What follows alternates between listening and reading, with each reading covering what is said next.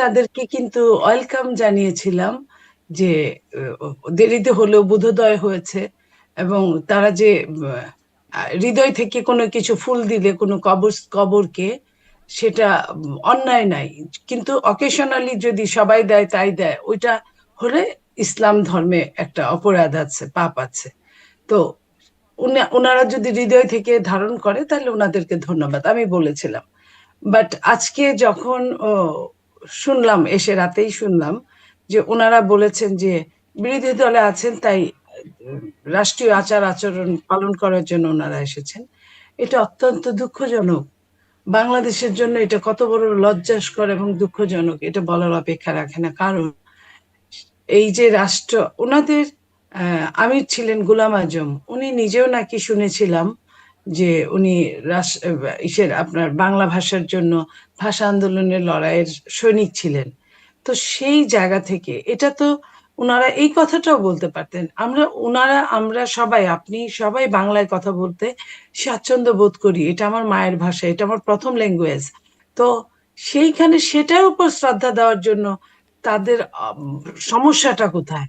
সেখানেও তারা আলাদা একটা লেবাস লাগিয়েছে, আপনি দেখেন। তো এই যে রাষ্ট্রকে আহ, দুইটা ভাগ করে ফেলা, এটা সত্যি রাষ্ট্রের জন্য যতটা অপমানকর, রাষ্ট্রের একজন নাগরিক হিসেবে আমাদেরও ঠিক ততটাই অপমানকর। এই কথাটা উনি বলতে পারেন না, বিশেষ করে যখন উনি বিরোধী দলের নেতা, তখন তো আরো পারেন না। যদি ঘটনাটা মনে মনে নাও উনি বিশ্বাস করে থাকেন, তাও মুখে এইভাবে বলাটা, রাষ্ট্রকে ছোট করাটা তার উচিত হয় না আমি মনে করব। জি, আমি স্পষ্ট। মনে করব জি। যে ওনাদের আমির, গত আমির যদি, সাবেক আমির যদি ভাষা সৈনিক হয়, তবে তাহলে তারা যা ধারণ করে তা বলে না, আর যা বলে তা ধারণ করে না, এমন কি? আমি তো যেটা সাদা জানি সেটা সাদাই বলি। আমি আমার নেতার কথা বলছি, হুম। জনাব তারেক রহমান সাহেব, বাংলাদেশের প্রধানমন্ত্রী। উনি কিন্তু আরেকটা নতুন সংযোজন করেছেন। আমি মুগ্ধ হয়েছি, আমি বিমোহিত হয়েছি যে উনি আমরা যেহেতু ওই মানুষগুলো, শহীদ মানুষগুলোর কবরকে আমরা মনে করে আমরা শ্রদ্ধা জানাতে যাই, সেই জায়গায় ওনার জন্য দোয়া খায়রটা যে করিয়েছেন, এটা এটা এর আগে আমি দেখিনি। এর আগেও আমি অনেকবার বেদিতে ছিলাম, গিয়েছি। আমি এটা এর আগে দেখিনি, এই প্রথম আমি দেখলাম। তো এই যে নতুনত্ব সুন্দর যদি সেটা ভালোর দিকে যায়, কিন্তু নতুনত্ব অসুন্দর যদি সেটা মন্দের দিকে যায়। জি, জি, স্পষ্ট যে আপনার দলের নেতার এই অ্যাপ্রোচটাকে আপনি বেশ ওয়েলকাম করছেন, সাধুবাদ জানাচ্ছেন। কিন্তু জামাতের আমির বা বিরোধী দলের নেতার যে আচরণ, সেটি খুব একটা ইতিবাচক হিসেবে আপনি বা আপনারা নিচ্ছেন না। আরও কয়েকটা বিষয় এই শহীদ বেদিতে ঘটল। সেটি হচ্ছে রুমিন ফারহানা, তিনি স্বতন্ত্র এমপি হয়ে এসেছেন বিএনপির নমিনেশন না পেয়ে। তিনি যখন গেলেন তখন বিএনপির কর্মীরা, নেতাকর্মীরা তার উপর একরকম হামলে পড়লো, আক্রমণ করলো, তাকে ভুয়া ভুয়া স্লোগান দিল, তার পুষ্পস্তবকটা ছিঁড়ে ফেলা হলো এবং তিনি ফুল দিতে পারলেন না। এবং এটির জন্য সরাসরি তিনি বিএনপি নেতাকর্মীদের দাবি মানে অভিযুক্ত করেছেন এবং তিনি বলেছেন যে 17 বছর পর এই বিএনপি নেতাকর্মীদেরকে যদি নিয়ন্ত্রণ করা না যায় তাহলে এটি বিপজ্জনক, এরকম একটা বক্তব্য তিনি দিয়েছেন। মানে এটিকেও আপনারা কিভাবে দেখেন? দেখেন, এটা যে যে ঘটনাটা দেখলাম সেটা দুঃখজনক, যেটা দেখলাম। তবে এটাও ঠিক যে অবশ্যই বিএনপি নেতারা, আমার ধারণা যে তারা দেখলে তাদের নজরে গোচরীভূত হলে অবশ্যই এটার বিচার হবে, বিচার করা উচিত। কারণ এই দেশের প্রত্যেকটা নাগরিক তার নিরাপত্তা পাওয়ার অধিকার রাখে, এবং যদি আমার মতের সাথে নাও মিলে, তবুও সে তার নিরাপত্তা, তার চলাফেরা, তার বলায় সে স্বাধীনতা পায়। সেই হিসেবে আমি বলবো এটা তার স্বাধীনতাকে খর্ব করা হয়েছে, যে বা যারাই করুক, আমি জানি না কারা করেছে। আপনি বলছেন নজরে আসলে অবশ্যই বিচার করা হবে। কিন্তু নজরে আসবে তো? সবার নজরে আমাদের ইতিমধ্যে চলে এসছে বিষয়টা। হ্যাঁ, এখন ওনারা তো অনেক ব্যস্ত, নতুন সরকার গঠন হলো, নতুন সরকার এখনো দৌড়ের উপর আছে, এখনো বুঝে নিতে পারেন নাই। তার মধ্যে রোজা পড়ে গেছে, রোজার একটা চাপ সিরিয়াস আছে। তারপরে একটা উম, এই যে আপনার 21শে ফেব্রুয়ারির, এইটাও একটা চাপ থাকেই তো। রাষ্ট্র যখন অস্থিতিশীল তখন তো সবকিছুই একটা ব্যাপার থাকে। তো যদি নজরীভূত হয়, আমার মনে হয় এটার বিচার হবে। এরকম নানান চাপের অজুহাতেই কিন্তু একসময় মবও চলেছে যে এমনিতেই রাষ্ট্রের একটা অস্থিতিশীল অবস্থা, নানান রকম বাস্তবতা আছে, মানুষের ক্ষোভ আছে, একটা মানে রাষ্ট্র একটা চাপের মধ্যেই আছে, ফলে মবকে নিয়ন্ত্রণ করা যাচ্ছে না। সেটিরই আর একটা ভার্সন হয়ে যাচ্ছে না তো, হয়ে যাবে না তো, মানে রাষ্ট্র সময় পাবে না বলে। দেখেন, যদি আপনার আইনের শাসন আপনার কায়েম হয়, যেটা মাননীয় প্রধানমন্ত্রী বলেছেন যে আমরা আইনের শাসন কায়েম করব, তো আইনের শাসন যদি কায়েম হয় এই মব বেশিক্ষণ টিকতে পারবে না। আর যদি তার হ্যান্ডস গুলো, তার সদিচ্ছার কোনো অভাব নাই, তার হ্যান্ডস গুলো যদি সঠিকভাবে কাজ করতে না পারেন বা সঠিকভাবে কাজ না করেন, আরেকটা জিনিস আপনি নিশ্চয়ই ভুলে যান নাই, যে গুপ্ত সুপ্ত নিয়ে যে হুম, কথা হয়েছে। আমাদের নেতা জনাব তারেক রহমান উনি নিজেই একটা মিটিং এ উনি বলেছেন আঙ্গুল তুলে, এই ভাষণের সময়, বক্তব্যের সময় যারা কথা বলবে তারা গুপ্ত। তো এই তুমি গুপ্ত। তো এই যে দুষ্টুমি হোক, যেটাই হোক, হুম। না থাকলে তো বলে না। কারণ আওয়ামী লীগ থেকে গাদা গাদা কারি কারি বের হয়েছে গুপ্ত। সেই হিসেবে আমি জানি না যারা এই কাজগুলো করার চেষ্টা করছে তারা সত্যিকার অর্থে এই দলকে ধারণ করেন কিনা, লালন করেন কিনা। হুম, মানে এই কথাটা না একটু আওয়ামী লীগের সেই আমলের কথার মতো। কারণ আওয়ামী লীগকে তখন যখন বলা হতো আপনারা এটা করছেন, তখন ওরা তখনই সাথে, সাথে শুনতাম ওরা নাকি বিএনপি থেকে আসছে। বা তারা অন্য দল থেকে কাউয়া, হাইব্রিড, ফার্মের মুরগি ইত্যাদি নানান রকম তথ্য শুনতাম। এখন যখন মানে বিএনপি নেতাকর্মীদের বিরুদ্ধে অভিযোগ উঠছে, আমরা কি ওরকমই কিছু শুনবো সামনের দিনগুলোতে?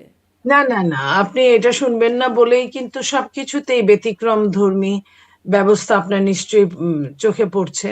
যেটা হলো মাননীয় প্রধানমন্ত্রী উনি ওনার আহ, যে বহরের গাড়ি উনি বাতিল করে হুম, দিয়েছেন। হুম, কোথায় 30-40টা গাড়ি থাকে, সেখানে 4টা গাড়ি, তার মধ্যে উনি ওনার নিজের গাড়িতে চড়ে উনি কাজ করছেন, নিজের তেল খরচ করে কাজ করছেন। উনি গাড়ি নিবেন না এমপিরা এবং প্লট নিবেন না এমপিরা, এই ঘোষণা দিয়েছেন। উনি কিন্তু এটা ইস্তেহারও দেন নাই, নির্বাচনের আগেও হুম, বলেন নাই। নির্বাচনের আগে জামাত বলেছে এই কথাটা, বাট আমরা বললে মনে হতো যে আমরা বলার জন্যই বলছি। বাট আমরা কিন্তু প্রমাণ করে দিচ্ছি যে আমরা অনেক দূরে সরে আসতে পারি, নিজস্ব হিস্সাটাকেও বাদ দিতে পারি প্রয়োজনে। হুম, তো সেই জায়গা থেকে আমি বলতে চাই যে আহ, একটু ধৈর্য ধরেন। জি, প্রথম 2-4 দিন, আসলে 100 দিন তো হানিমুন পিরিয়ড থাকে, একটা জিনিস বুঝে উঠতেও বেশ সময় লাগে। সেই সময়টা আপনি দিয়ে দেখেন। হুম। যদি না পারে তাহলে তো আপনারাও সমালোচনার মুখ তো আর বন্ধ থাকবে না, নিশ্চয়ই, নিশ্চয়ই। বুঝে উঠতে দেদারসে খুব হতে সময় থাকবে যেন না। না লাগে এজন্যই অভিজ্ঞ দলকে হয়তো মানুষ বেছে নিয়েছে। আচ্ছা, একটু আগাই যে নিশ্চয়ই মানে আম ওই কথাটার সাথে মিল পেলাম বলে আমি আসলে জিজ্ঞাসা করছিলাম। আবার সব আওয়ামী লীগের ঘাড়ে দোষ চাপিয়ে মানে এই বিষয়গুলো নজরআন্দাজ হয়ে যাবে না তো? আপনি বললেন আচ্ছা সময় দিয়ে দেখা যাক কি হয়, আসলে নজরে আসে কিনা। আমি আপনি বলছিলেন যে নতুনত্ব, তারেক রহমানের এই বিষয়গুলো আসলে প্রশংসিত হচ্ছে। কিন্তু আপনাদের মন্ত্রীদের আরো কিছু কথন যেটি নিয়ে আলোচনা, বিশেষ করে সমালোচনাই হচ্ছে।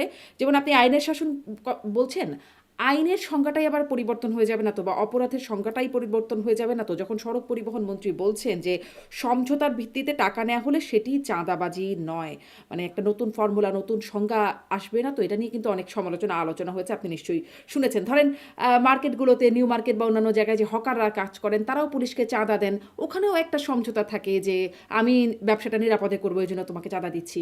মানে সবই তো সমঝোতার ভিত্তিতে হয়, তাহলে এগুলো সব জায়েজ হয়ে যাচ্ছে? এটা খুব দুঃখজনক, এটা জায়েজ হওয়ার কথা না, হবে না। একদিনে তো আর একটা শয়তান থেকে রাষ্ট্রকে ফেরেস্তায় পরিণত করা যায় না, আবার একদিনে শয়তান ফেরেস্তা থেকে শয়তানে পরিণত করা যায় না। এটার জন্য সময় দিতে হবে। আরেকটা জিনিস হলো যে আপা, আহ আমার মনে হয় সড়ক মন্ত্রী যেটা বলেছেন সেটা উনি ওইভাবে বলতে চান না। উনি নিজেদের মধ্যে যে চাঁদার একটা ব্যাপার থাকে, ধরেন আমি আপনি সহ 5জন মহিলা একজন উইমেন এম্পাওয়ারমেন্টের একটা প্রোগ্রামের ব্যবস্থা করলাম বা একটা কমিটি করলাম। সেখানে আমাদের মান্থলি কাজ করতে হয়, আমাদের সেমিনার মিটিং থেকে শুরু করে আমাদের লেখালেখি, আমাদের একটা অফিস রুম, এইসবের জন্য কিন্তু অর্থের দরকার। সেই অর্থটা বাইরে থেকে আনতে গেলে কিন্তু বড় চাঁদা মনে হবে।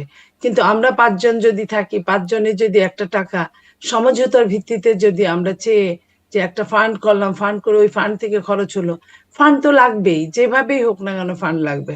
উনি হয়তো বুঝাতে চেয়েছিলেন যে নিজেদের সড়কের যে কাজগুলো, সেই কাজগুলোর জন্য ফান্ড, উনি হয়তো বা ওই চাঁদার দিকে জানি নাই। উনি কিন্তু এটাও বলেন নাই যে চাঁদা হয় না, এখানে একদমই হয় না, হুম। তা বলেন নাই। উনি বলেছেন যে আলোচনার ভিত্তিতে যেটা হয়, আলোচনার ভিত্তিতে আমি সংগঠনকে বুঝাই। সংগঠন, আমি একটা দল করি, আমি দলে কিন্তু 2 টাকা হলেও কিন্তু আমি চাঁদা দিই। আমার মান্থলি একটা টাকা আমার দিতে হয় ওখানে। তো সেইখানে নইলে ওই দলটা চলবে কিভাবে?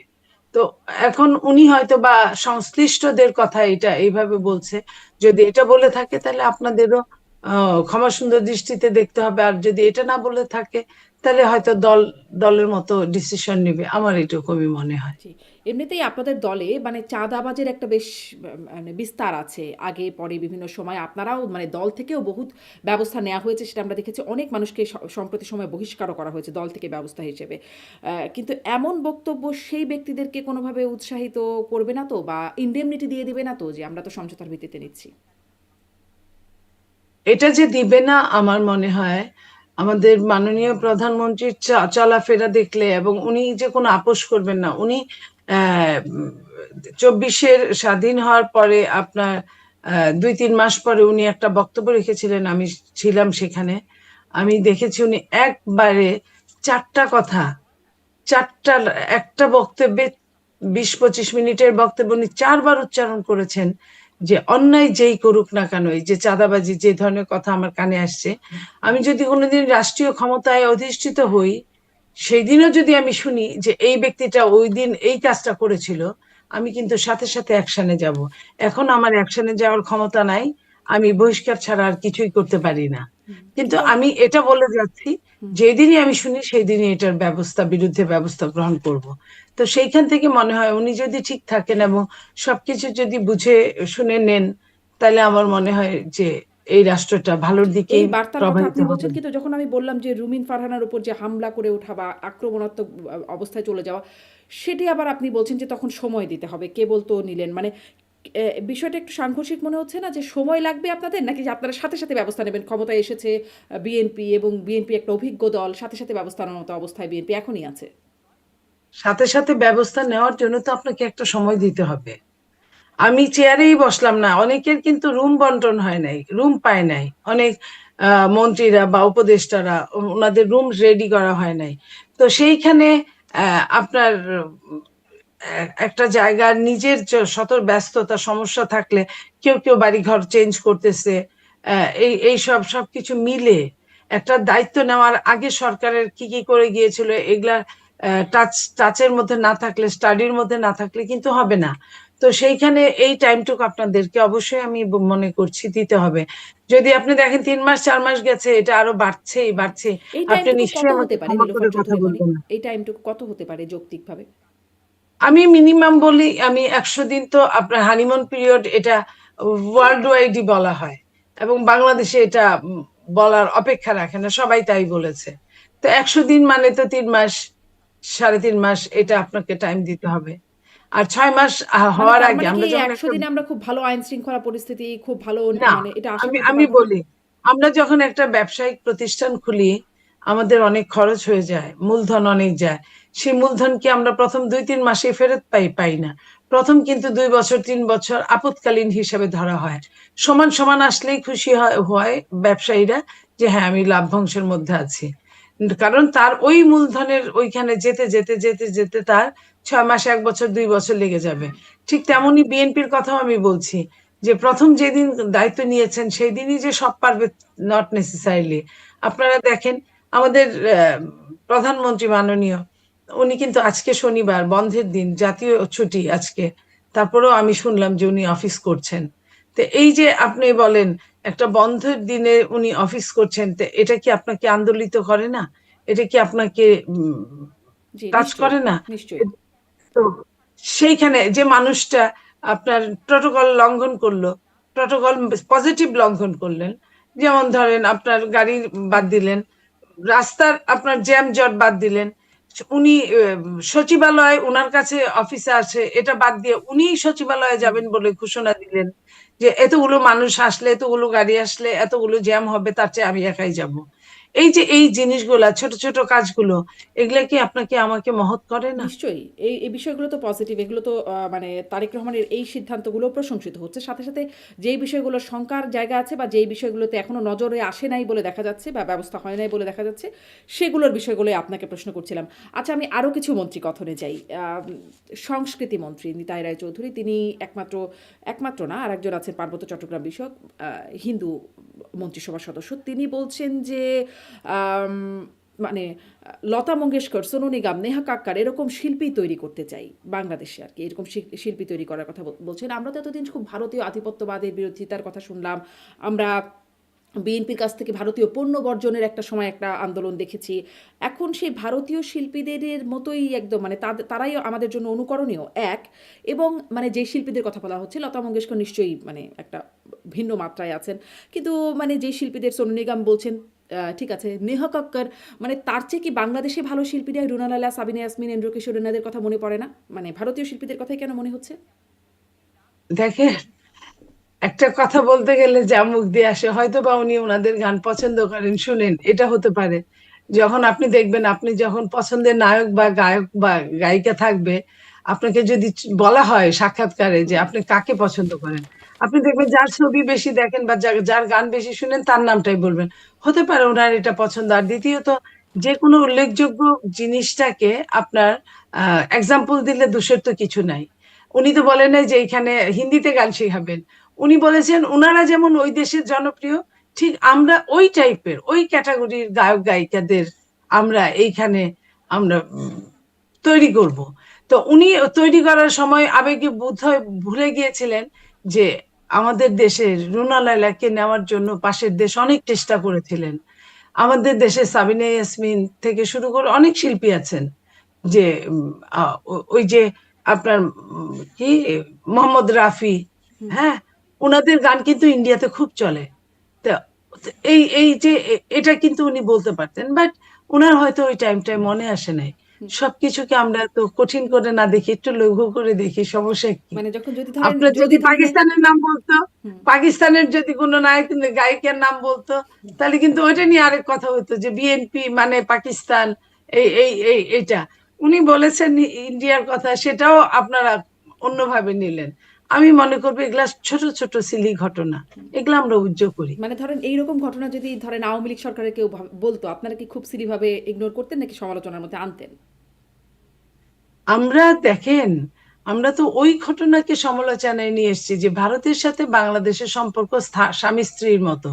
এটাও না এত হয় মুখ জঘন্য ফসকে তো, বলে ফেলেছেন, এরকম তো বলতেই পারেন। হ্যাঁ, হ্যাঁ। তো মুখ ফসকে বলার জন্য তো তার জেল ফাঁসি হয় নাই। আমরা না হয় আপনাদের সঙ্গে টকশোতেই বলেছি, আজকেও বললাম। তো ওই কথার চেয়ে তো এই কথাটা হালকা, তাই না? নিশ্চয়ই, নিশ্চয়ই। মানে আমি আসলে এটা জিজ্ঞাসা করছিলাম, মানে এটা আসলে সমালোচনা আপনারা হলে করতেন কিনা, যদি মানে আপনারা বিরোধিতা জায়গায় থাকতেন বা বিরোধী দলের জায়গায় থাকতেন। আরেকজন মন্ত্রীর কথায় যাই, তিনি হচ্ছেন ডক্টর খলিলুর রহমান, পররাষ্ট্রমন্ত্রী। তিনি বলছেন দেশের স্বার্থ পাই করে বুঝে নেবেন। মানে যাকে দেশবিরোধী চুক্তির জন্য বিএনপি অভিযোগ করলো যে করিডোর চুক্তি করছে, সেটি দেশের স্বার্থ বিরোধী, দেশকে যুদ্ধক্ষেত্র বানাতে চান তিনি, এই অভিযোগ করলেন বিএনপির ঝানু নেতা সালাউদ্দিন আহমেদ, যিনি বর্তমান স্বরাষ্ট্রমন্ত্রী। এবং তিনি এখন বলছেন পাই করে দেশের স্বার্থ বুঝে নেবেন। আপনারা আস্থা রাখতে পারেন তো? আপনারাই তো আসলে আস্থা রাখেন নাই, তার পদত্যাগ চেয়েছিলেন ইউনূস সরকারের আমলে। দেখেন, আস্থা অনাস্থার কথাটা পরে, আমি একটা জিনিস আমার কাছে মনে হয়েছে, আমি পরে মিলিয়েছি। আমিও কিন্তু তার অনেক আপনার সমালোচনা করেছি, করিনি তা না। এখনো আমি স্টান্স পেলে সমালোচনা করতে পিছপা হব না। কিন্তু আমার মনে হয়েছে এই নির্বাচনটার আগে উনি কিন্তু অনেক দৌড়ঝাঁপ করেছেন। একবার আমেরিকা গিয়েছেন, একবার ইন্ডিয়া গিয়েছেন। আমরা নিজের মতো করে অনেক অনেক করে আমরা গল্প প্লট বানিয়েছি, আমরা বলেছি। কিন্তু এখন যখন দেখা গেল সত্যিকার অর্থে আপা, নির্বাচনটা যে এত সুন্দরভাবে হবে এটা কিন্তু বাংলাদেশে কোনো মানুষ চিন্তা করে নাই, কোনো মানুষই বলে নাই। যখন একটা সুন্দর নির্বাচন হলো এবং যখন শোনা গেল যে ওনার হস্তক্ষেপের কারণে এই ঘটনাগুলো ঘটেছে, এবং আপনি জানেন যে পররাষ্ট্রে বাংলাদেশের খুব তেমন ভালো আপনার বিশেষজ্ঞ নাই। তো তো যদি একটা আপনাদের বিশেষজ্ঞ এত পাওয়া বড় যায় না, দল, একজন বিশেষজ্ঞ নাই পররাষ্ট্রে? আমি আমি আপনাকে বিশেষ, ওই যে অনেক সময় আছে না যে দেখা হয় না চক্ষু মেলিয়া হুম। ঘর হতে শুধু দুই পা ফেলিয়া একটি ধানের শীষের উপর একটি শিশির বিন্দু। তো অনেকটা আছে, অনেকেই আছে হয়তোবা আহ এত কাছে যে বুঝাই যায় না যে উনি আছেন কিনা। আমি ওটা বলছি না, আমি আপনার অর্থের কথা বলছি। অর্থ বিষয়ক, যেমন ধরেন তিতুমির ভাইকে, প্রফেসর তিতুমির, ঢাকা বিশ্ববিদ্যালয়ে, ওনাকে অর্থের উপদেষ্টা করা হয়েছে। তো উনি তো, আর যাই হোক, আমি জানি যতটা বিএনপির লোক না, কিংবা ডাক্তার জাহিদ বিএনপির লোক না, তারপরেও নেওয়া হয়েছে যেহেতু জনাব তারেক রহমান সাহেব বলেছিলেন যে একটা জাতীয় সরকার গঠন করবেন সবাইকে নিয়ে, সব দল নিয়ে, দল মতের মানুষদেরকে নিয়ে। এই কারণে হয়তো করেছেন, এবং এটাও সত্যি অর্থনীতির জন্য বিশেষ বিশেষজ্ঞ হয়তোবা বেশি বয়স হয়ে গেছে, না হয় বেশি ছোট হয়ে যাচ্ছে, ওরকম নাই।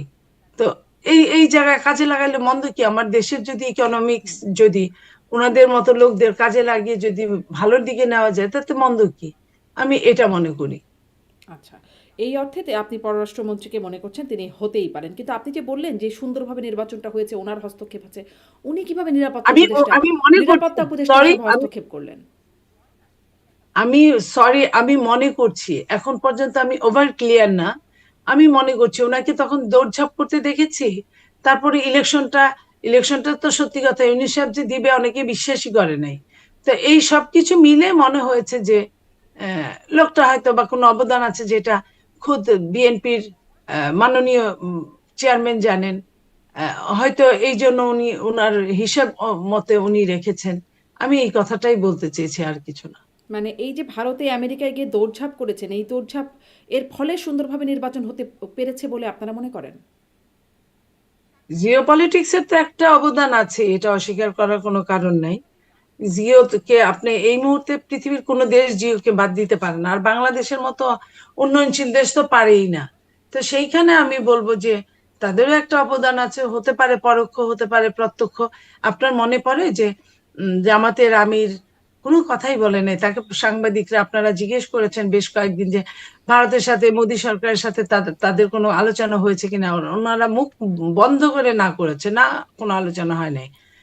সেইখানে রয়টার্সে যখন আসলো যে আরো 6 মাস আগে, 5 মাস আগে জামাতের আমিরের সাথে আহ, আপনার ভারতের বিভিন্ন মন্ত্রী পর্যায়ে তারা বসেছিল, এবং পররাষ্ট্র সংক্রান্ত তারা বসেছিল, তখন কিন্তু উনি ধরা খেয়ে বলেছেন যে হ্যাঁ এটা তো অনেক আগে, হ্যাঁ আমি বসেছিলাম, তেমন কোনো কিছুর জন্য না, এমনি আমি বসেছিলাম। এই যে জিনিসগুলো, এই জিনিসগুলো আপনি কোন চোখে দেখবেন? এগুলো তো আপনার একটা না একটা জিও পলিটিক্স এর হস্তক্ষেপ, তাই না? এটা কখন বললেন ওনারা? যখন শফিক সাহেব বারবার করে অস্বীকার করছিলেন, তখন নিজেরাই ছেড়ে দিলেন নিজেদের পত্রিকায়। হুম। তো মানে তিনি বলছেন যে ধরা খেয়ে বললেন। আপনাদেরও কি কোথাও কিছু ধরা আছে বলে আসলে তাকে এরকম পররাষ্ট্রমন্ত্রী বানাতে হলো কিনা, এই আলোচনাটাও আসছে। কারণ আপনাদের বর্তমান স্বরাষ্ট্রমন্ত্রী তিনি তাকে বিদেশি নাগরিক কোন আক্কেলে ডক্টর ইউনূস তাকে নিরাপত্তা উপদেষ্টা বানিয়েছেন সেই প্রশ্ন তুলেছেন। মানে তাহলে খুব স্বাভাবিকভাবে এখন আপনাদের উপরে ওই প্রশ্ন, আপনারা কোন আক্কেলে, মানে বিএনপি বা তারেক রহমান কোন আক্কেলে তাকে পররাষ্ট্রমন্ত্রীর মতো একটা পদ দিচ্ছেন, সেটি কি জাতির কাছে স্পষ্ট করা দরকার না? মানে যেই অবিশ্বাসটা উনারা তুলেছেন, মানে আপনারা তুলেছেন, সেই অবিশ্বাসটা মানুষের মধ্যে আপনারা ছড়িয়ে দিয়েছেন। এখন আমরা কি করে বিশ্বাস করব যে তিনি আসলে পাই পাই করে সত্যিই দেশের স্বার্থ উদ্ধার করবেন? দেখেন, সময় আসলে ঠিকই আপনাদের কাছে ক্লিয়ার হয়ে যাবে কি, কেন এবং কোথায়, কেন হয়েছে। এই জিনিসগুলো আপনারা অবশ্যই জানতে পারবেন। আমার কাছে মনে হয় যে আহ, হ্যাঁ, আমি কিন্তু স্বীকার করেছি যে জিও পলিটিক্স এর একটা হস্তক্ষেপ আছে। তা আমার কাছে মনে হয় যে উনি উম, খুব অচিরেই এটা ক্লিয়ার করে দিবেন।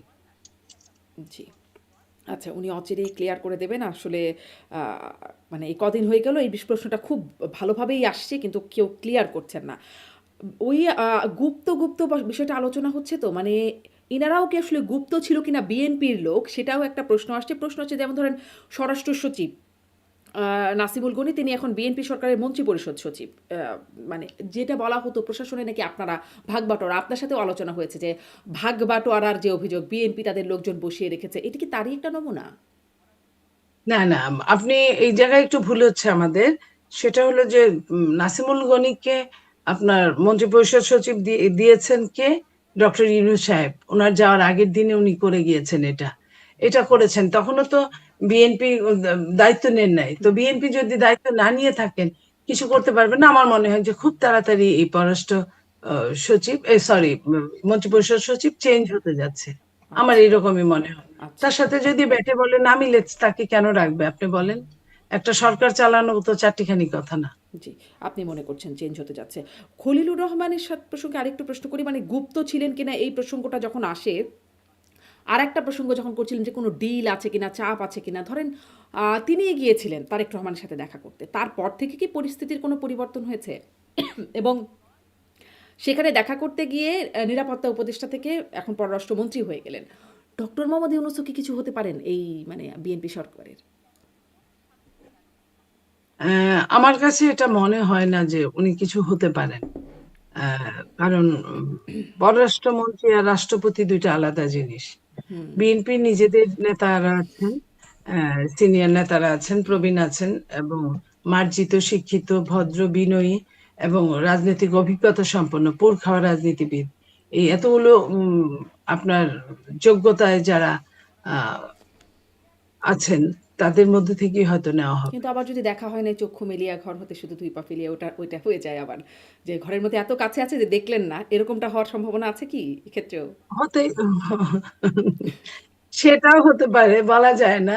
এখন সবকিছু গডেরও তো একটা খেলা আছে, তাই না? রাষ্ট্র তো আমাদের না শুধু, সৃষ্টিকর্তারও। হুম। তো তারও তো একটা খেলা আছে। বলে না উস্তাদের মায়ের শেষ রাতে। এখন মানে আমাদের সৃষ্টিকর্তার খেলা হিসেবে মেনে নিতে হবে এখন যে এখন আল্লাহ কি করবো? আল্লাহ অনেক কিছু করছেন। কিন্তু সৃষ্টিকর্তার খেলার উপর ডিপেন্ড করে। আমি এটা বিশ্বাস আচ্ছা, করি। মানে এগুলো সবই ওস্তাদের মায়ের শেষ সাথে হচ্ছে। ওস্তাদটা কি এখন, এটা হচ্ছে দেখার বিষয়। ওস্তাদটা আসলে কে? সেটাই। আ আপনি বলছিলেন সুষ্ঠু নির্বাচন হয়েছে। যাই হোক, সেটি মনে হচ্ছে অনেক ক্ষেত্রেই আপনাদের যে সেটি খলিলুর রহমানের হস্তক্ষেপে সুষ্ঠু নির্বাচন হচ্ছে। কিন্তু এই সুষ্ঠু নির্বাচনে মানে অনেক অভিযোগ আছে। ইলেকশন ইঞ্জিনিয়ারিং এর অভিযোগ। আ আপনি আর একটা অনুষ্ঠানে আপনার বক্তব্য দেখছিলাম। আপনি বলছিলেন যে জামাতের আমির ফেল করেছিল ঢাকা ১৫ আসনে। মিল্টনকে সেখানে কোরবানি দেওয়া হয়েছে। কারণ জামাত সাথে, সাথে বলছে যে আন্দোলন করবে। এত কষ্ট করে যে নির্বাচন সেটা বিএনপি নষ্ট করতে চায়নি। তখন সাথে, সাথে বলছে ওইটা উনাকে দিয়ে দাও। মানে কাকে কোন সিট দেবে এটা কি বিএনপির হাতে ছিল?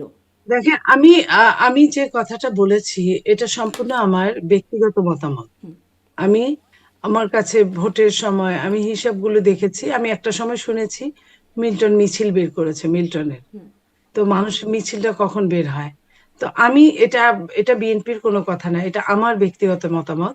এবং আমার কাছে এরকম মনে হয়েছে যে আপনার এই যে কানের কাছ দিয়ে এবং একটা ফ্লু যেমন ধরেন আমিনুলের ফ্লুটা এমন ছিল যে নির্বাচনের আগে কিন্তু একটা হাইপ উঠে আপনিও জানেন। হুম।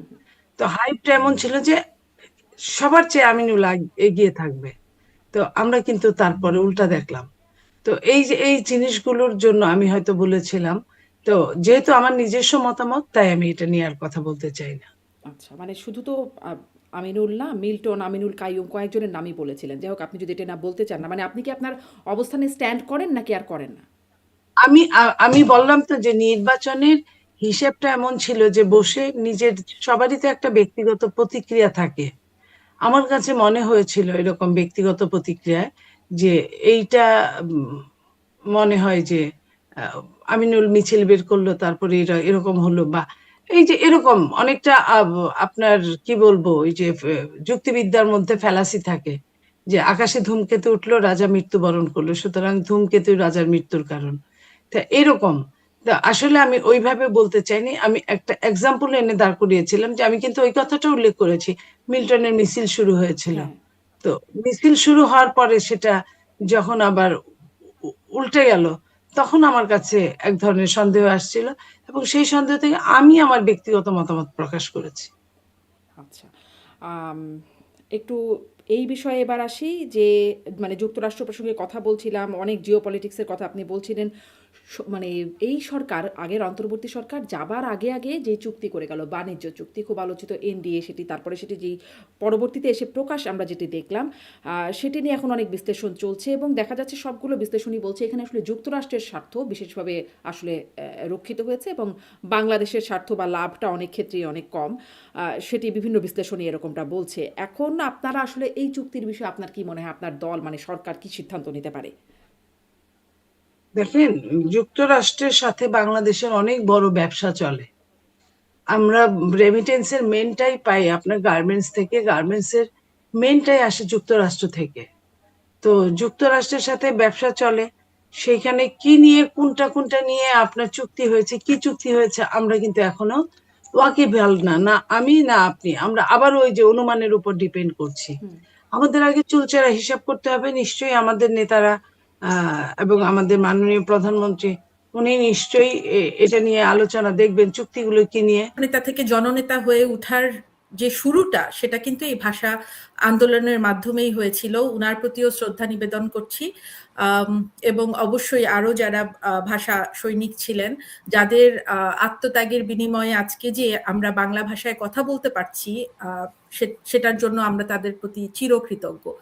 তো সেটার সাথে এখন আপনার যে প্রশ্নটা যে কিভাবে নিলাম, জামাত ইসলামের আমির যে ভাষাটা ব্যবহার করেছেন যে এটা দেশীয় আচার পালনের জন্য উনি এসছেন, তো আমার কাছে কথাটাতে কিন্তু একটু গর্বিত বোধ করেছি যে এই যে আমরা 18 মাস ধরে যে অনলাইনে অফলাইনে মানে আমরা যেরকম একটা মানে মনে হলো যে আমরা যে ওনাদেরকে চেপে ধরতে পেরেছি, তাতে করে গত বছরের শহীদ দিবসে যেরকম সারা বাংলাদেশে শহীদ মিনার গুলোকে ভাঙা হচ্ছিল, শহীদ দিবস পালন করা হয়নি, ভাষা দিবস, তো সেখান থেকে আজকে হয়তো ওনারা ইঞ্জিনিয়ারিং করা একটা ইলেকশনে আওয়ামী লীগকে ব্যান নিষিদ্ধ রেখে ওনারা আমরা মামুরা নির্বাচনের মাধ্যমে ওনারা এখন সংসদে যেতে পেরেছেন এতগুলো আসন নিয়ে।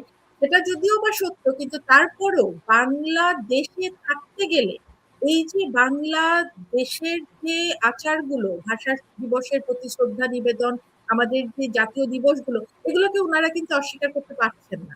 ওনারা অনেক চেষ্টা করেছেন, কিন্তু শেষ পর্যন্ত উনাদেরকে কিন্তু বাংলাদেশের যে আচার সেটা পালন করতে আমরা উনাদেরকে বাধ্য করতে পেরেছি। এটাই আমি বলবো আমাদের অর্জন। আমাদের এই যে পাকিস্তান তৈরির পরে আমাদের উপরে যে কৃষ্টি কালচার চাপিয়ে দেওয়ার যে একটা আগ্রাসনে শুরু হয়েছিল, এই বাংলা মানে বাংলাদেশের ভাষাভাষীদের উপরে উর্দু ভাষা চাপিয়ে দেওয়ার প্রকোপ তৈরি করে, সেটারই শেষ করার চেষ্টা হয়তো হয়েছিল 5ই অগাস্ট, যে কারণে তারা ওটাকে নতুন স্বাধীনতা অনেক কিছু বলে। কিন্তু আমি বলবো এটা আমাদের বিজয়। আমি কিন্তু সেটা সেভাবেই দেখছি যে এই যে জামাতে ইসলামের আমির, যারা পাকিস্তান সহ সারা বিশ্বের একটা ফ্র্যাঞ্চাইজি পলিটিক্যাল পার্টি, সেই পার্টিটা যখন বাংলাদেশে রাজনীতি করতে হচ্ছে, তারা কিন্তু তাদেরটা আমাদের উপরে চাপাতে পারেনি, বরং আমাদেরটা তাদেরকে নিয়ে ওখানে শ্রদ্ধা নিবেদন করেই তাদেরকে চলতে হয়েছে। তো আমি এটাকে আসলে আমাদের বিজয় হিসাবেই দেখতে চাই। সেই আমার তো মনে হয় যে বিজয় হিসেবে দেখার সাথে সাথে আমাদের স্ট্র্যাটেজি গুলোকেও সেভাবে সাজানো সম্ভব।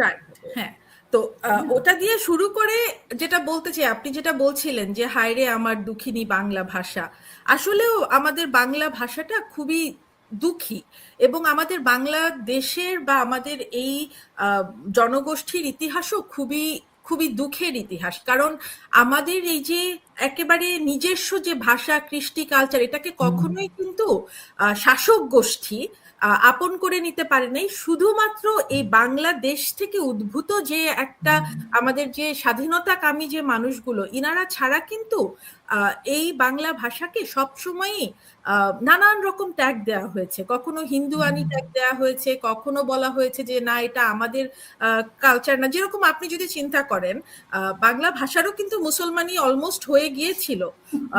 নজরুলের যে কবিতাটা ছিল না, যে সকালে উঠিয়া আমি মনে মনে বলি সারাদিন আমি যেন ভালো হয়ে চলি, সেই কবিতাটাকেও কিন্তু চেঞ্জ করে ফজরে উঠিয়া আমি দিলে দিলে বলি হর রোজ আমি যেন নেক হয়ে চলি, এটা করার চেষ্টা করা হয়েছে।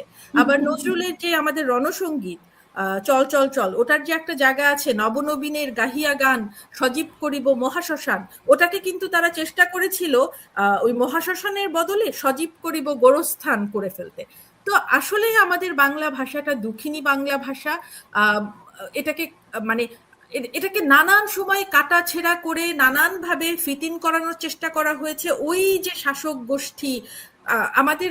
কিন্তু এই বাংলা ভাষা আন্দোলনের যে 1947 সালে সেই যে আম, প্রথমবার বলা হলো যে বাংলা মানে এই এই পুরো পাকিস্তানের ভাষা হবে, একটাই ভাষা হবে উর্দু। তো সেইটার থেকে কিন্তু এটা এই বাংলা ভাষার সাথেই কিন্তু আমাদের পুরো যে স্বাধীনতার ইতিহাস এটা কিন্তু একই সাথে। এই যে 48 সালের 4ঠা জানুয়ারি আমাদের শেখ মুজিবুর রহমান ঢাকা ইউনিভার্সিটির একজন তরুণ ছাত্র একটা একটা সংগঠন তৈরি করলেন, ছাত্রলীগ। এইটা কিন্তু এই বাংলা ভাষার আন্দোলনটার জন্যই। তারপরে ওখান থেকেই এই তমুদ্দিন মজলিস সহ সবগুলো আরো বিভিন্ন সংগঠন মিলে যে প্রথম কত যেন 5ই মার্চ 48 সালে বোধহয় প্রথম সেই মুভমেন্টটা তৈরি করা হলো যে না আমাদের ভাষা রক্ষার আন্দোলন।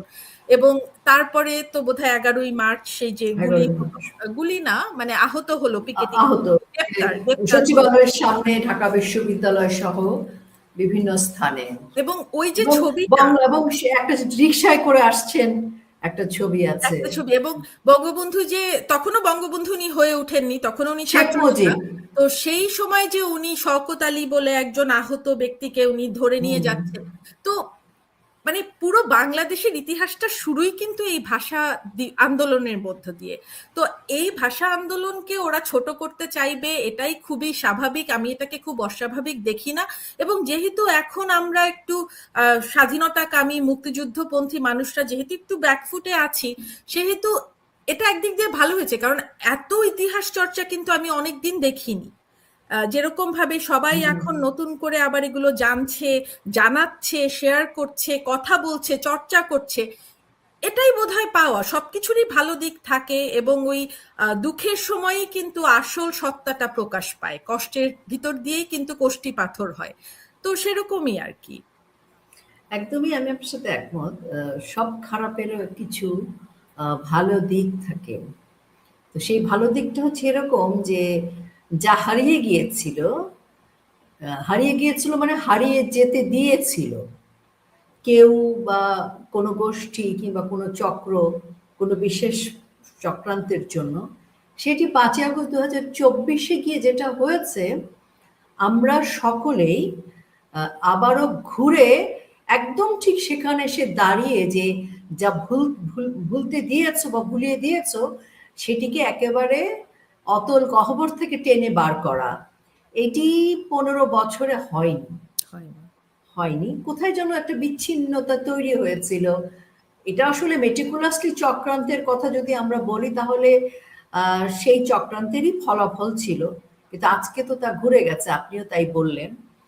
একটি প্রশ্ন না খুব আসছে আর কি সোশ্যাল মিডিয়ায় দেখছি, দুটো প্রশ্ন। একটি হচ্ছে গোলাম আজমকে নিয়ে খুব বাড়াবাড়ি রকমের একটা কিছু খুবই অল্প সংখ্যক, কিন্তু ওরা মানে এতই অল্প সংখ্যক যেটা কাউন্টেবল না, যে ভুলটা আমরা করেছিলাম 15 বছরে আমরা কখনোই ভাবিনি যে এরা কাউন্টেবল, কিন্তু এই অল্প সংখ্যক অর্থাৎ এক ফোঁটা লেবু, এই এক ফোঁটা লেবুর মতো গোলাম আজমকে নিয়ে বেশ আওয়াজ উঠেছিল কাল আজকে।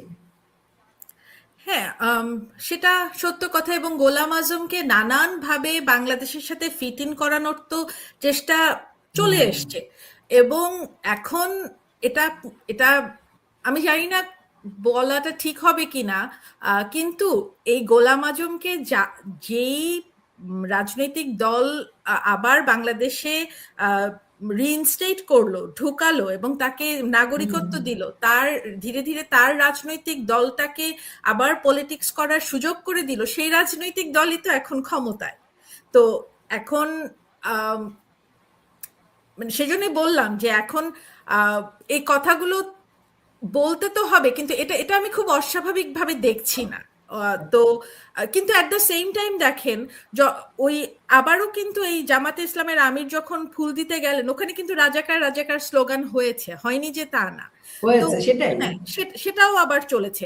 কিন্তু অ্যাট দ্য সেম টাইম এই যে রুমিন ফারহানা, উনি আমি ওখানে আসবো, কিন্তু আমি গোলাম আজম বিষয়ে একটু শেষ করতে চাই। এবং যারা তাকে নিয়ে স্লোগান দিচ্ছিল এবং কাউন্টারে যারা দিচ্ছিল, দুটো দুটো যদি আমরা দেখি যে দুটো ঘটনা, সেখানে বিজয় হয়েছে এইটা নির্বাচন কমিশনার হিসেবে আমি আপনি কিন্তু ঘোষণাটা দিয়ে দিতে পারি। সেটা কিরকম, যে পক্ষটা স্লোগান দিয়েছিল গোলাম আজম ভীষণ বড় ভাষা সৈনিক, ভাষার জন্য কাজ করেছেন, এরকম এরকম অনেক কিছু বলছিলেন। তো এপাশ থেকে যারা এর বিরুদ্ধে স্লোগান দিয়েছে, তো দুটো মিলিয়ে যে ভোট পড়েছে, অর্থাৎ এটার যে পর্যালোচনা বা ঐতিহাসিক তথ্য, বাংলা ভাষার আন্দোলন করা ভুল হইয়াছে। উর্দু পাক ভারত উপমহাদেশের মানুষের সাধারণ ভাষা, অর্থাৎ গোলাম আজম নিজেই বলে দিয়ে গেছে যে এই আন্দোলন করাটা তার ঠিক হয়নি, ভুল কাজ হয়েছে এবং এই ভুল কাজটা সে করেছে।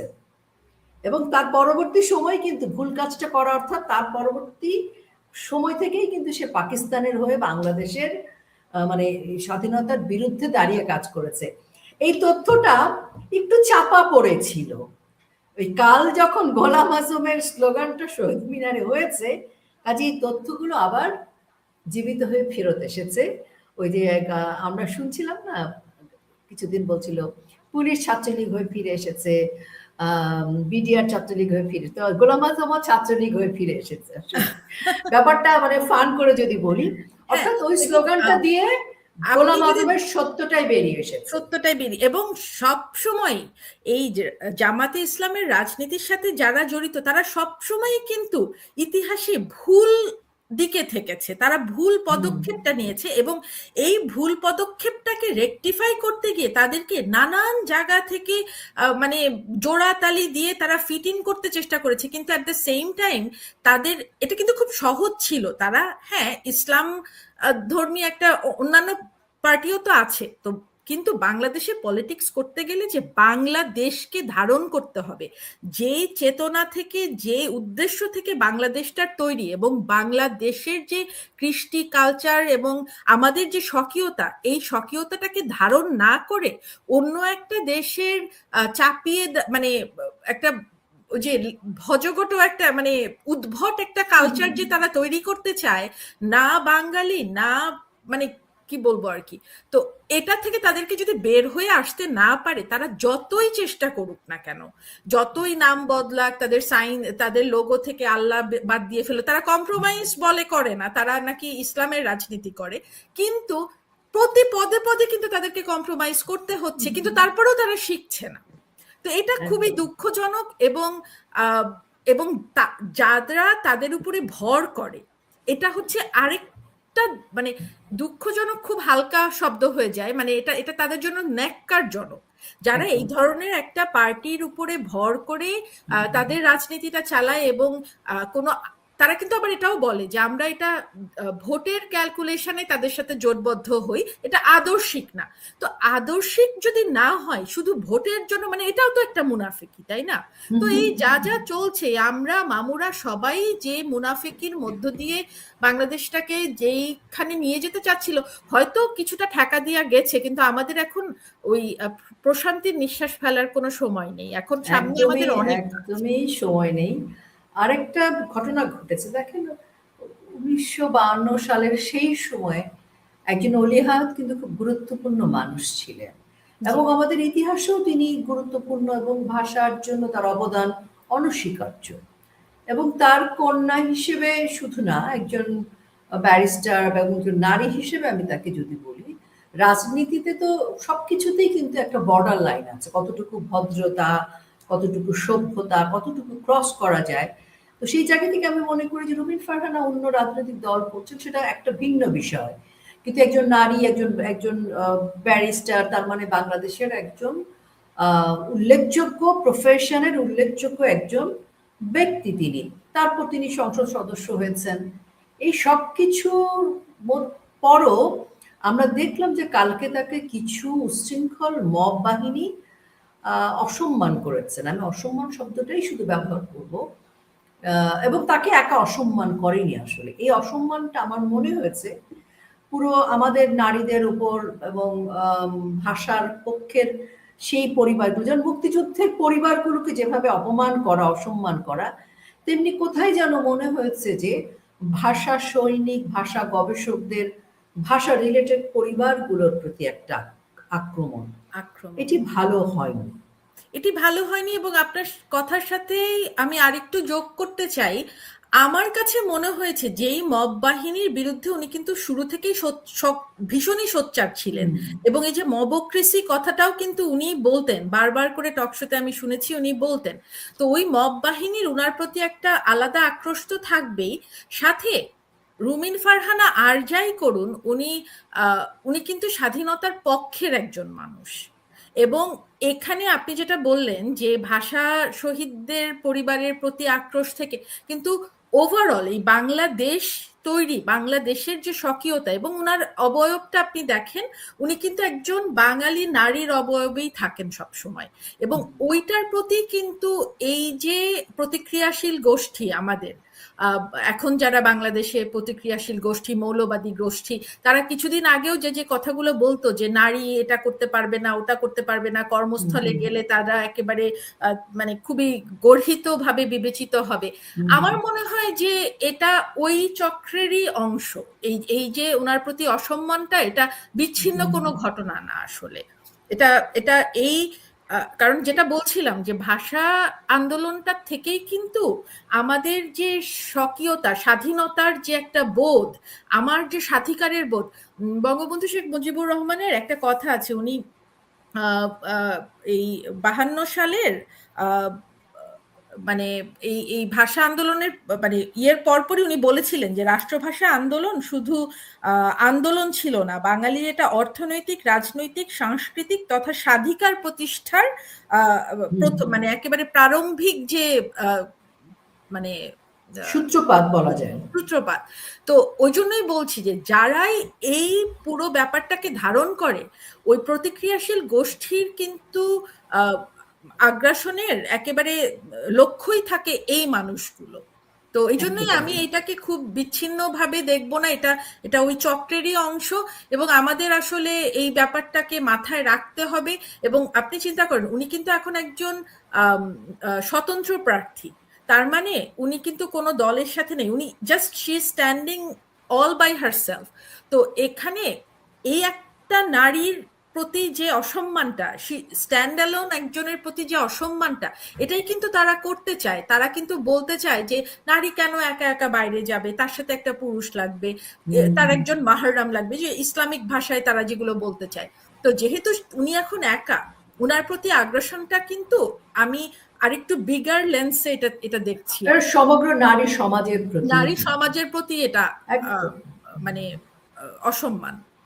এবং আমি মনে করি যে আমাদের নারীদের পক্ষ থেকেও উচিত এটার প্রতি, আমি যেমন ব্যক্তিগতভাবে নিন্দা প্রকাশ করেছি যে একজন রুমিন ফারহানা, বা আমি রুমিন ফারহানা নামটাকে পাল্টে দিয়েও যদি বলি একজন এক্স উইমেন বা একজন ওয়াই, একজন জেড, যেই হোক, সে একজন শিক্ষক হতে পারেন, সে একজন গার্মেন্টসের ওয়ার্কার হতে পারেন, যে প্রফেশনেই হোক না কেন, মানে নারীর প্রতি এই মব ভায়োলেন্সটা কোনোভাবেই আর গ্রহণ করা যাবে না। কারণ 5 আগস্ট 2024 পর ডক্টর মোহাম্মদ ইউনূস মব বাহিনীকে লালন পালন করেছেন, ক্ষমতায়িত করেছিলেন, পৃষ্ঠপোষকতা করেছিলেন, এবং তারপর আমরা দেখেছি এই 12 তারিখের হ্যাঁ এই নির্বাচনে ত্রুটি আছে, অনেক কিছু আছে, তারপরও সংসদ সদস্যদের যে নির্বাচন, সেটাকে আমরা ঠিক আছে একটা গণতান্ত্রিক প্রক্রিয়া, সেখানে যদিও অন্তর্ভুক্তিমূলক ছিল না, জাল ভোট ছিল, তারপরও এটা একটা নির্বাচন, সেখানে তারা শপথ নিয়েছেন, সংবিধানকে সমুন্নত রেখেছেন,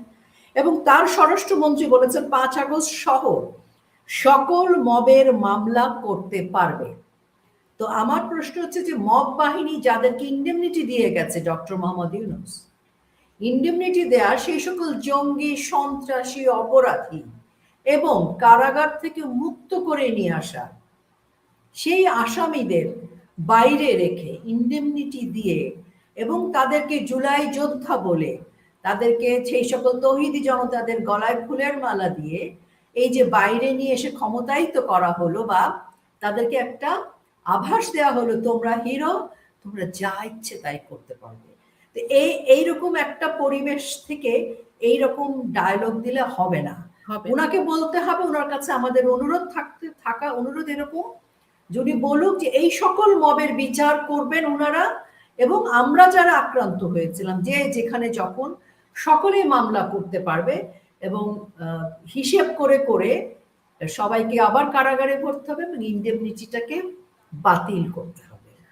এখন এটা দেখার বিষয় যে এনারা কতটুকু করতে পারে, কারণ অতীত ইতিহাস তো আসলে অন্য কথা বলে। খন্দকার মোশতাক যেই ৭৫-এর ১৫ই আগস্টের পরে যে ইন্ডেমনিটিটা দিয়েছিলেন এই বঙ্গবন্ধুর পুরো পরিবারের হত্যাকার, মানে পৃথিবীর ইতিহাসে বোধহয় দ্যাট ওয়াজ দ্য ওয়ার্স্ট মানে পলিটিক্যাল ক্লিনজিং এভার হ্যাপেন। তো সেই ইন্ডেমনিটি বা দায়মুক্তিকে কিন্তু পরবর্তীতে যখন জিয়াউর রহমান বিএনপি তৈরি করে ক্ষমতা নিলেন, উনি কিন্তু সেটাকে আবার মানে দিয়েছেন, মানে কি বলে ওটাকে, মানে অন্তর্ভুক্ত করেছেন আর কি, মানে বৈধতা দিয়েছেন আর কি, সরি। তো বৈধতা দিয়েছেন। এখন মানে আমরা যারা ঘরপোড়া গরু তারা তো সিঁদুরে মেঘ দেখলে ডরাই। তো আমি অতটা আশাবাদী হতে পারছি না যে বিএনপি ওই ধারাতে যাবে। কিন্তু আমি যেটা সবসময় বলে আসি যে সেনা সদনে তৈরি হওয়া একটা দল হলেও বিএনপি কিন্তু বারবার সুযোগ পেয়েছে রাজনৈতিক দল হিসেবে, জনগণের দল হিসেবে নিজেকে নিয়ে আসার। এবং এই ডক্টর ইউনূস যে প্রথমে ভয়েস অফ আমেরিকার সাথে সাক্ষাৎকারটাতে বলেছিলেন যে ওনারা রিসেট বাটন চেপেছে, বা ওনার নিয়োগকর্তা ছাত্ররা রিসেট বাটন চেপেছে, অতীত নিশ্চিতভাবেই নিশ্চিহ্ন হয়ে গেছে। তো এখন কথাটা হচ্ছে দেখার বিষয়, বিএনপি কি এখন যে ওনারা ক্ষমতায় এসছেন সাথে জামাতি ইসলামী বিরোধী দল, তারপরেও ওনারা কি বিএনপিকে এই গণতন্ত্রের একটা কথা হচ্ছে রুল অফ ল, ওনারা কি রুল অফ ল এর ধারাতে নিয়ে আসতে পারেন কিনা, নাকি ওনারা সেই আগের মতোই মানে ৭৫ মানে বিএনপি বলতে চাই যে বঙ্গবন্ধু হত্যাকারীদের সাথে জিয়াউর রহমান জড়িত না, কিন্তু আমরা তো সেটা দেখি না। আমরা তো দেখি যে যদি জড়িত নাই হবে তাহলে উনি ক্ষমতায় নেওয়ার পরও কেন এত এত আওয়ামী লীগের মানুষজন জেলে ছিল, তাই না? তো এখন কথাটা হচ্ছে যে বিএনপি যদি শুদ্ধ ধারার রাজনীতিতে ফিরে শুধুমাত্র ক্ষমতার জন্য রাজনীতি না করে এবং সেই সাথে যদি রুল অফ ল প্রতিষ্ঠা করতে চায়, তাহলে এই যে জঙ্গিরা যারা ৫ই আগস্টের পরে বের হয়ে গেল, তারা কি আবার তাদের স্ব জায়গায় ফেরত যাচ্ছে কিনা, এট দ্য সেম টাইম এই দায়মুক্তিকে তারা অবৈধ ঘোষণা করে কিনা, আমি এটা দেখতে চাই। কারণ এটা যদি আপনি না দেখেন তাহলে কিন্তু এই প্রতিক্রিয়াশীল গোষ্ঠীর হাতেই ক্ষমতাটা কুক্ষিগত থাকবে। আর আরেকটা কথা এখানে একটু যোগ করি, আমি যে কারণে আসলে রুমিন ফারহানার ব্যাপারটাতে আমি একটু বেশি শঙ্কিত, কারণ আমি দেখছিলাম সোশ্যাল মিডিয়াতে ঘুরছে যে রুমিন ফারহানা একা একটা মেয়ে হয়ে কিভাবে ৪ জন আলেমকে হারিয়ে দিল। তো আলেম গোষ্ঠী, মানে আলেম শব্দটা তো খুবই সম্মানিত একটা শব্দ, কিন্তু উনাদের কারণে আর থাকেনি, মানে এই প্রতিক্রিয়াশীল গোষ্ঠীর কারণে এই শব্দটাকে আর তারা সম্মানিত জায়গায় রাখছেন না। ওনারা এটাকে দেখছেন নিজেদের সমন্বিতভাবে এই প্রতিক্রিয়া বা মৌলবাদী গোষ্ঠীর পরাজয় হিসাবে দেখছেন। তো এই জন্য আমি একটু শঙ্কিত, এবং ওই জন্য আপনি যেটা বললেন যে এটা মানে অ্যাজ আ ওয়ামেন আমাদের কিন্তু ওনার পাশে থাকা দরকার, জন্য আমাদের সোচ্চার থাকা উচিত। একদম। আর কিছু কিছু ইস্যুতে আমার মনে হয় যে সময় কিন্তু অনেক পাল্টেছে। সারা পৃথিবীর এখন আমরা দেখি যে আমরা মোবাইল ফোন থেকে শুরু করে এখন নানান গ্যাজেটে অভ্যস্ত হয়ে গেছি, জীবন আধুনিক হয়ে গেছে। এখন অনেক রেস্টুরেন্টে রোবট খাবার সার্ভ করছে। আমি ২৩-এ সম্ভবত আমি একটু দেশে বাইরে গেলাম একটা রেস্টুরেন্টে, তো আমি হঠাৎ করে দেখি কি একজন এসে আমাকে প্লেটটা দিয়ে যাচ্ছে। তা আমি আরেকটু হলে চিৎকার করে উঠতাম, একটা রোবট এসে প্লেটটা দিয়েছে। তো আমার কয়েক সেকেন্ড লেগেছে এটাকে হজম করতে, তারপরে আমি খুবই এনজয় করেছি পুরো সময়টা। মানে অকারণে আমি বারবার চা কফি সেটা খাচ্ছিলাম, কারণ আমি চাচ্ছিলাম যে সে আমার কাছে আসুক বারবার। একদম বাচ্চাদের মতোই আমার ওই সময় উচ্ছ্বাসটা ছিল, কিন্তু প্রথমে আমি মানে চিৎকার করে ফেলার মতো অবস্থা, আটকে ওঠার মতো। তো আমরা এত আধুনিক হয়েছি, তাহলে আমাদের রাজনীতিতেও কিন্তু কিছু গঠনমূলক পরিবর্তন আসার দরকার আছে। হ্যাঁ, বিএনপির সাথে আওয়ামী লীগের প্রতিদ্বন্দ্বিতা থাকবে, যেটি কিন্তু বঙ্গবন্ধুর দহিত্র সজীবাদের জয় খুব গুরুত্বপূর্ণ কথাটিকে তিনি সামনে এনেছেন, যে প্রতিদ্বন্দ্বিতা থাকবে, প্রতিহিংসা নয়। কাজে বিএনপি কিন্তু একটা এখন বড় অপরচুনিটি আছে সেই ধারক বাহক হবার, এবং এটি যদি বিএনপি তারেক রহমান যদি এটি করতে পারেন, আমি মনে করব যে উনি ইতিহাসে একটা বড় জায়গা করে নিতে পারবেন। এবং সেই অতীতের অনেক অমীমাংসিত যে প্রশ্ন আছে, তারা যে দাবি করেন, আপনি যে কথাটি খুব গুরুত্বপূর্ণ কথা বলেছেন, সেই জায়গাটা কিন্তু পরিষ্কার করবার কিংবা সেখান থেকে নতুন একটি ধারা তৈরি করবার, কারণ ওনার বিরুদ্ধে তো এখনো 21 আগস্ট গ্রেনেডের কথা আমাদের তো মনে আছে আপা। কাজে হ্যাঁ, এই জিনিসগুলো তো এটাই চেঞ্জ বলতে করার চাচ্ছি সুযোগ আছে।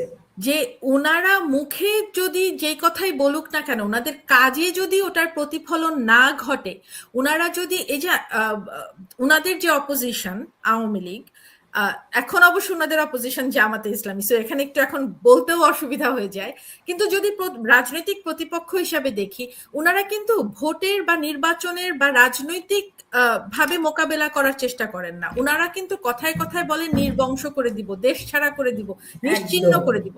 তো আপনি এই গোষ্ঠীর সাথে কিভাবে একটা সুস্থ ধারার রাজনীতিতে আসবেন?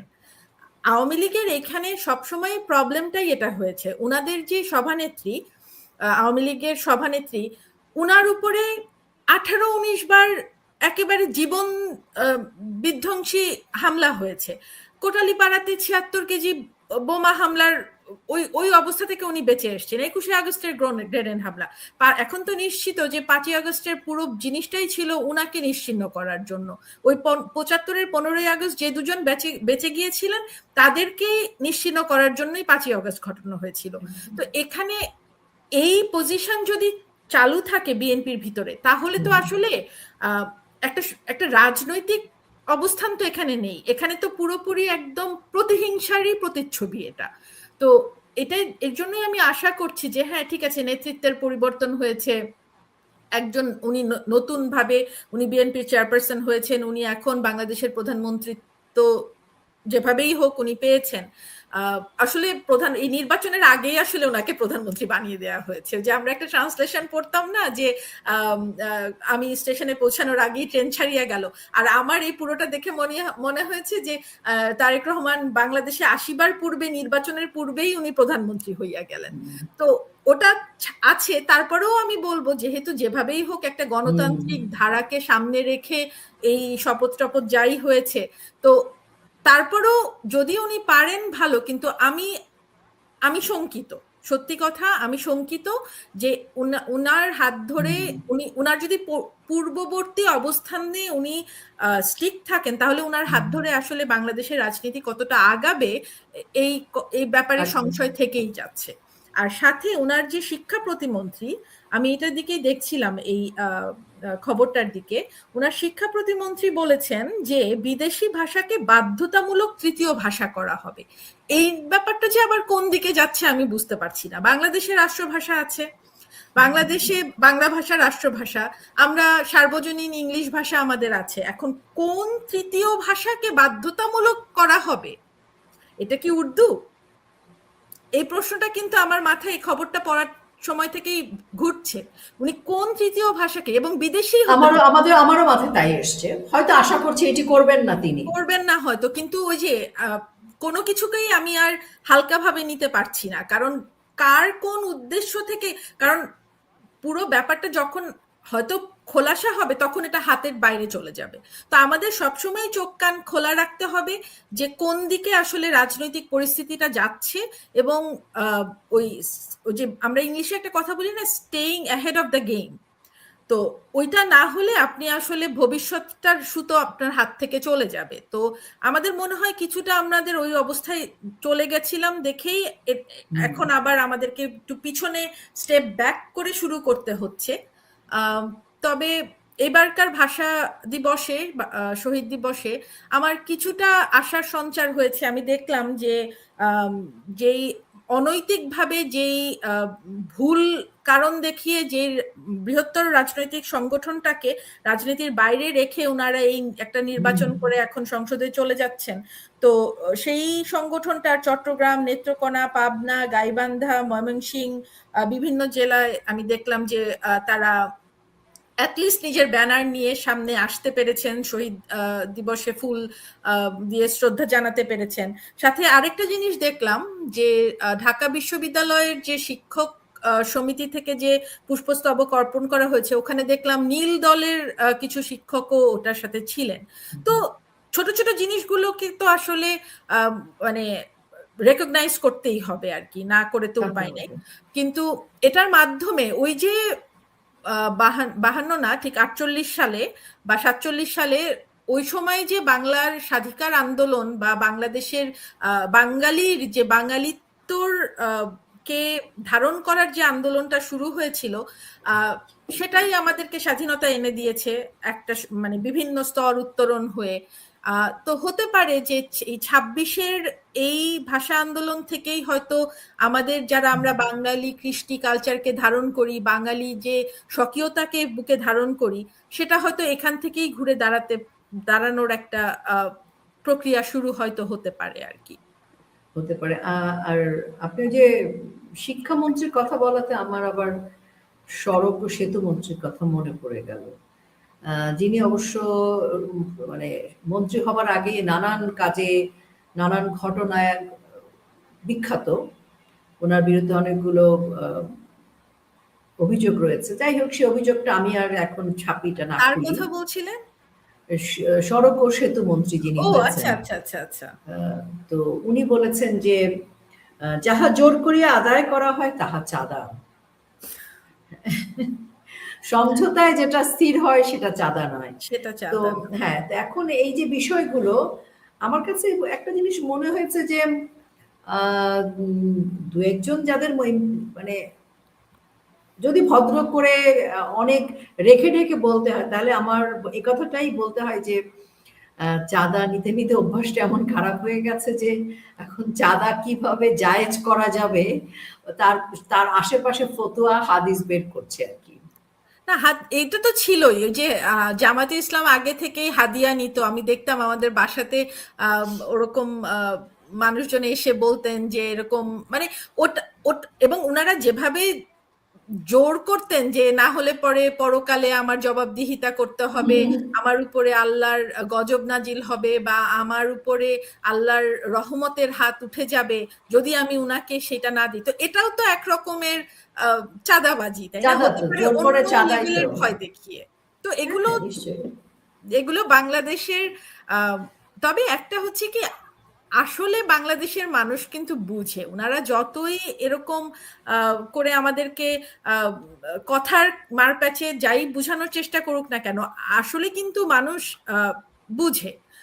আর অ্যাট দ্য সেম টাইম আপনি এই যে সড়ক সেতু মন্ত্রীর যে কথাটা বললেন, সাথে আবার আপনি যদি দেখেন বিএনপির আরেক মন্ত্রী, বিদ্যুৎ মন্ত্রী বোধহয় এখন, উনি বলেছেন যে ইনকিলাব জিন্দাবাদ এই টাইপের কথা বাংলাতে চলবে না, বাংলাদেশে থাকতে হলে বাংলা ভাষায় স্লোগান দিতে পারতে হবে। এটাও কিন্তু আবার একটা আশার কথা, তাই না? মানে আশা নিরাশা সবকিছুর কথাই যখন বলছি, আবার অন্যদিকে আমার খুব প্রিয় একটা সাবজেক্ট, আমাকে যদি একটা মিনিট সময় দেন, নিশ্চয়ই, গণশত্রু শফিক, সে আবার একটা স্ট্যাটাস দিয়ে কিন্তু উস্কে দিল যে সে আবার বলেছে যে কি জানো যে আওয়ামী লীগ, তারপরে হচ্ছে আরেকটা কথা সে বলেছে যে আজাদ আওয়ামী লীগ, এগুলো নাকি এগুলোও বাংলার অংশই, সাথে আবার একটা চবর্গীয় শব্দ সে ব্যবহার করেছে। তো এরা বাংলাকে সবসময় মানে ওই যে বিদ্যুৎ প্রতিমন্ত্রী যেটুকু ওনার কথা বললাম, একটু আসার কথা, সাথে এই ইউনুসগঙের এরা কখনোই একটা ভাষা দিবসের স্ট্যাটাস, ভাষা দিবসের নিয়ে আপনি ফেসবুকে একটা স্ট্যাটাস দিচ্ছেন, শহীদ দিবস যেখান থেকে আমাদের স্বাধিকারের আন্দোলনের বীজ বপন করা হয়েছে, সেখানে আপনি এই ধরনের একটা ন্যাক্কারজনক কথা বললেন। উনাকে যে মানুষজন ডাস্টবিন শফিক বলে, কথাটা খুব ভুল বলে না আর কি। উনার চরিত্রটা উনি শেষ মুহূর্তে এসেও কিন্তু বদলাতে পারলেন না, এই কথাটা না বলে পারলাম না। না, একেবারেই ব্যাপারটা তো তাই। একটা বিষয় আমরা দেখেছি যে গতকালকে মানে প্রথম প্রহরের পরের কথাটাই বলছি, সেই সময়ের পর থেকে শুরু করে স্বাভাবিকভাবে আমরা অন্যান্য সময় আমরা আমাদের যে অভিজ্ঞতার প্রভাত ফেরি, ভোর থেকে যেভাবে যাওয়া, লোকজন রাস্তায় দাঁড়িয়ে থাকে, লাইন শেষই হতে চায় না। গত 2 বছরে যেটা হয়েছে, প্রভাত ফেরি, শহীদ মিনারে যাওয়া, বই মেলা, এই যে আমাদের একটা কৃষ্টি, এই যে আমাদের একটা ঐতিহ্য, সেটা ভাটা পড়ে গেছে। বইমেলা না হওয়ার এটা তো আমাদের একটা মানে হৃদয়ের একটা অভ্যস্ততার ব্যাপার। তো সেটা ঘটেছে। আমি জানি না আগামী বছর কি হবে, আমি আশা করছি। আর আরেকটি ঘটনা দেখলাম যে একটা গোষ্ঠী আওয়ামী লীগ সেখানে ফুল দিতে যেতে পারবে না, এটা বলে যখন ব্যানার ভেঙে ফেলছিল, তখন আমরা দেখলাম একজন তরুণ খুব প্রতিবাদ করে উঠল, এবং তার প্রতিবাদের মধ্য দিয়ে যেটা হলো, যারা বাধা দিতে এসেছিল তারা বাধা দিতে পারেনি। আপনার কাছে কেমন লাগলো শুনে? হ্যাঁ, একেবারে আপনি মানে এই কথাটা আমার মাথায় ছিল, তারপরে আমি ভুলে গেলাম। আপনি ধন্যবাদ এটা মনে করিয়ে দেওয়ার জন্য। তো এভাবে করেই আবার এটা মানে বাংলাটা তো, বা এই যে শ্রদ্ধা, শহীদ মিনারে শ্রদ্ধা জানানো, আমার মনে আছে আমার প্রথম স্মৃতিতে যে আমি যেই হাতে কলমে যেই অবয়বটা প্রথম বানিয়েছি সেটা কিন্তু শহীদ মিনার। আমার তখন 4 বছর বয়স, এবং আমরা কিন্তু নিজেরা, আমাদের তখন কিন্তু শহীদ মিনারে যেতেও হতো না, আমরা কিন্তু মানে কার প্রতিযোগিতা হতো যে কার শহীদ মিনারটা কত সুন্দর হবে, কোথা থেকে আমরা ফুল আনবো, এই যে কতগুলো ঈদ দিয়ে দিয়ে দিয়ে আমরা শহীদ মিনার বানাতাম, পাড়া মহল্লায় শহীদ মিনার বানাতাম আমরা, যার যার। আমাদের প্রত্যেকের টবে টবে থেকে, যেহেতু ফেব্রুয়ারি মাস, গাঁদা ফুল ফুটতো, তারপরে চন্দ্রমল্লিকা ফুটতো, ওগুলো দিয়ে আমরা শ্রদ্ধা জানাতাম। তো এটা তো আমাদের একদম প্রাণের সাথে মিশে আছে এই ব্যাপারটা। তো সেখানে কেউ আওয়ামী লীগের ব্যানার হলে সে তাকে যেতে দিবেন, অথচ এই ভাষা দিবস মানে ভাষা আন্দোলনের মানে প্রারম্ভিক পুরোটাই হয়েছে ছাত্রলীগ আওয়ামী লীগের হাত ধরে। তো এখানে বলতো শেখ মুজিব, তরুণ শেখ মুজিব, তরুণ শেখ মুজিব। তো এখন জনগণকেই এগিয়ে আসতে হবে, এবং আসলে তো যখন এই নির্বাচনে মানুষের তো পার্টিসিপেশন ছিল না, তো ওই আওয়ামী লীগ নির্বাচনে না থেকেও কিন্তু তারা বুঝিয়ে দিয়েছে যে জনগণের কাছে তাদের গ্রহণযোগ্যতাটা কতটুকু। তো যেই ফ্র্যাকশনটা আসলে ভোট দেয়নি, আপনি কিন্তু কয়েকদিন আগে খালেদ মহিউদ্দিনের একটা বক্তব্য শুনছিলাম যে সে ঢাকা শহরের কতগুলো কেন্দ্রে ঘুরে দেখেছে, প্রথম 2.5-3 ঘন্টার ভিতরেও নাকি কোথাও 5%, 6%, একটা জায়গাতে 3 ঘন্টা পরে 11% ভোট দেখেছে, এবং দুপুর 11টার পরে তো আক্ষরিক অর্থেই ভোট কেন্দ্রগুলো খালি ছিল। তো তার মানে ওই সময় যা ভোট পড়েছে এরপরে কিন্তু আর ভোট পড়ার কথা না। সো সেই হিসাবে, এবং আমি ওই যেটা একটা ক্যালকুলেশনের সাথেও যদি বলি যে আপনার প্রতি 2 মিনিটে যদি একটা করে ভোট পড়ে, তাহলে আপনার হবে 50% ভোট কাস্ট হয়। 2 মিনিট কি লাগাতার হারে ভোট পড়েছে সারাদিন ধরে, অথচ ওনারা বলে দিচ্ছেন 60% ভোট হয়েছে, মানে ক্যালকুলেশনেই তো 20%-এর বেশি আসে। মানে এখন জনগণ বুঝে গেছে যে মিথটা তৈরি করেছিল আওয়ামী লীগের সময় রাতের ভোট, সেটা মিথ, আর ইউনূসের সময় যে ভোট, সেই মিথটা আসলে কি হতে পারে সেটা ইউনূসের ভোটে আসলে মানুষ দেখে ফেলেছে। মানুষ দেখিয়ে। আপনি খালেদ মহিউদ্দিনের কথা বললেন, তো আমি আসলে নিজেকে সংবরণ করতে পারলাম না, একটা কথা একটু পড়ে শোনাতেই চাই আপনাকে। ডক্টর ইউনূসের কথা আর কাজের মধ্যে কোনো মিল নেই, সবচেয়ে খারাপ শাসক ছিলেন ডক্টর ইউনূস। খালেদ মহিউদ্দিন, এই যে খালেদ মহিউদ্দিন টাইপের এই সকল ব্যক্তিরা যখন যেখানে যেমন এই যে 2 নম্বরি গুলো করে, এবং আরো একটি উক্তি পড়ে শোনাচ্ছি, আওয়ামী লীগ আমলে ভারতের সাথে শেখ হাসিনা কি কি দেশ বিরোধী চুক্তি করলো, এইটার এখন পর্যন্ত কোনো প্রমাণ দিতে পারে নাই ডক্টর ইউনূস। অর্থাৎ 5 আগস্টের পর খালেদ মহিউদ্দিন হয়ে গেল ডক্টর ইউনূসের পক্ষে তেল ঘি বাটার ঢালার একজন, আর 12ই ফেব্রুয়ারির পর খালেদ মহিউদ্দিন হয়ে গেল ইউনূসের বিপক্ষে বলার একজন। আর ইউনূসের বিপক্ষে বলতে গেলে তাকে কিছু কিছু কথা শেখ হাসিনার পক্ষে যাচ্ছে। এই যে ডক্টর ইউনূসের মতো মনস্টারদেরকে তৈরি করবার পেছনের যে কুশীলব, বিকৃত মানসিকতার কুশীলব, তারা কিন্তু এই খালেদ মহিউদ্দিনদের মতো লোকরাই। এদের ব্যাপারে জাতিকে সাবধান হতে হবে। এবং 5ই আগস্টের পরবর্তী না, কিন্তু যখন ডক্টর ইউনূসের নামে ওই যে উনার সংগঠনেরই, গ্রামীণ ব্যাংকেরই কিছু মানুষের যে মামলাগুলো করেছিল মানবাধিকার বা শ্রম আইনে, তো সেই মামলাগুলোর রায় নিয়ে যখন পক্ষ বিপক্ষের কথা চলছে, তখন খালেদ মহিউদ্দিন ছিলেন ডয়চে ভেলে, এবং ডয়চে ভেলে কিন্তু উনি এই ডক্টর ইউনূসকে এনে একেবারে মানে কিছু সাজিয়ে দেওয়া প্রশ্ন থাকে না, যে এই প্রশ্নটা করলে আপনি আপনার